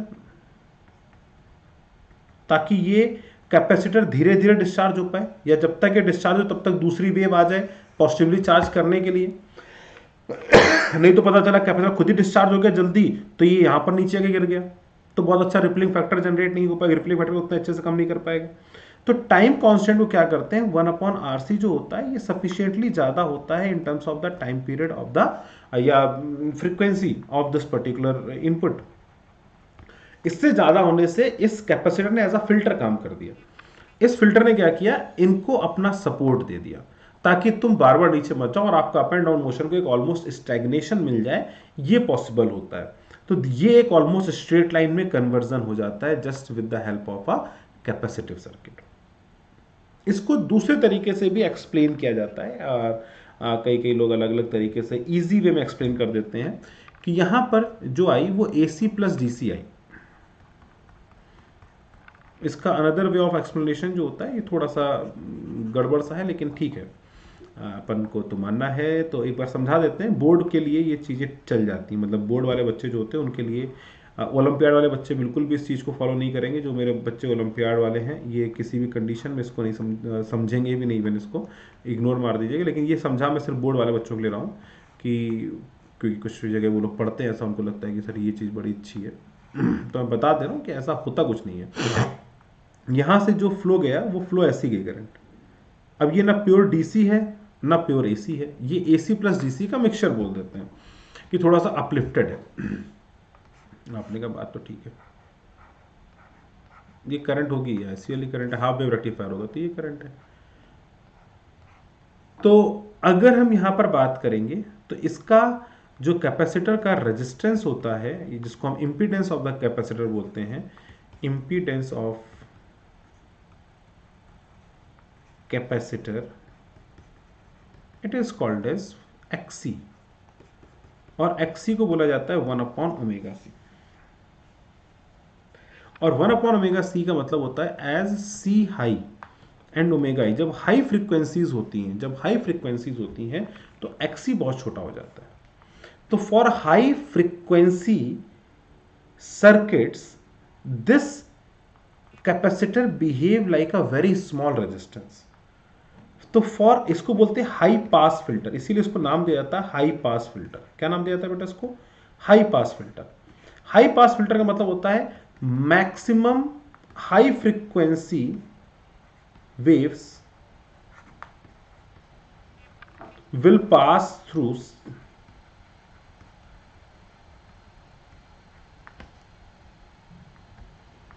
इसको बोलते हैं high pass filter. Will pass through capacitor. किससे पास कर जाती है? Capacitor से पास कर जाती है।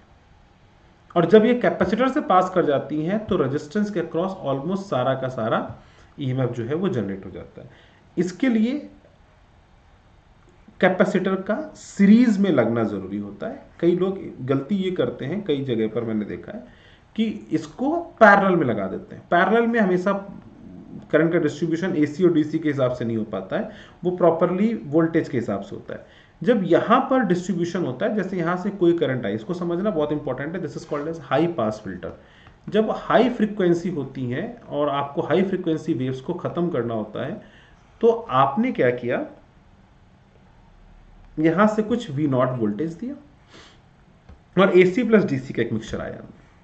और when AC plus DC mixture passes through these resistance and capacitor, that's it, this is the load resistor and this is the capacitor. तो V0 upon R plus XC, this will be the current that will flow through this circuit। इससे current जाएगी। आपने कहा sir बिल्कुल जाएगी ये current इससे। और अगर इससे ये करंट जाएगी then I would say definitely over here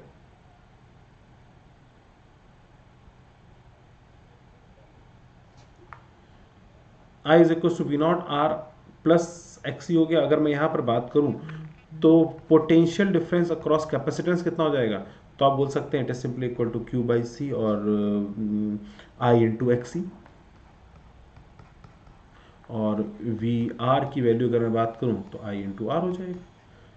अब XC की वैल्यू अगर मैं बात करूं, उसको बोल सकता हूं 1/ओमेगा C। As omega tending to infinite, XC tending to 0। और यहां पर अगर मैं बात करूंगा I इंटू R, तो I की वैल्यू जो होगी इसको मैं क्या लिख सकता हूं? V0 upon R plus XC into R। और जब XC बहुत छोटा हो जाएगा, तो सारा का सारा रेजिस्टेंस जो इसके क्रॉस V0 था, जो इसके क्रॉस तो VR will be almost equal to V0। तो रेजिस्टेंस के क्रॉस सारा का सारा ईएमएफ जो है वो रेजिस्टेंस के क्रॉस हमको मिल जाएगा। फॉर हाई फ्रीक्वेंसी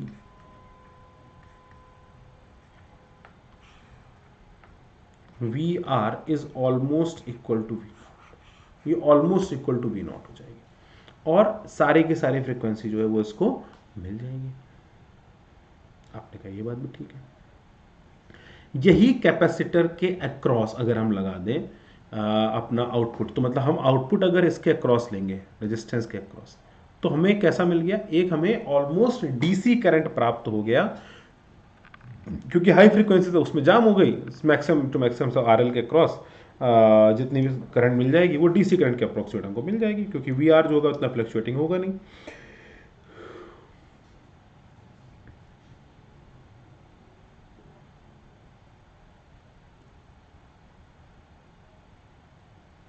ठीक बात है। तो this is called as the filters. इनको हम क्या नाम देते हैं बच्चों? फिल्टर्स। तो चलिए मुलाकात करेंगे आगे के सेशन में। धन्यवाद इस सेशन को ज्वाइन करने के लिए। और आगे हम लोग अब बात करेंगे फर्दर ट्रांजिस्टर्स की, ट्राइपॉड्स की, किस तरीके से ट्रांजिस्टर्स वर्क करते हैं और ट्रांजिस्टर का क्या क्या सिनेरियो है, उसकी चर्चा नेक्स्ट सेशन में किया जाएगा। तब तक के लिए धन्यवाद आप सभी का ज्वाइन करने के लिए। Bye bye, take care.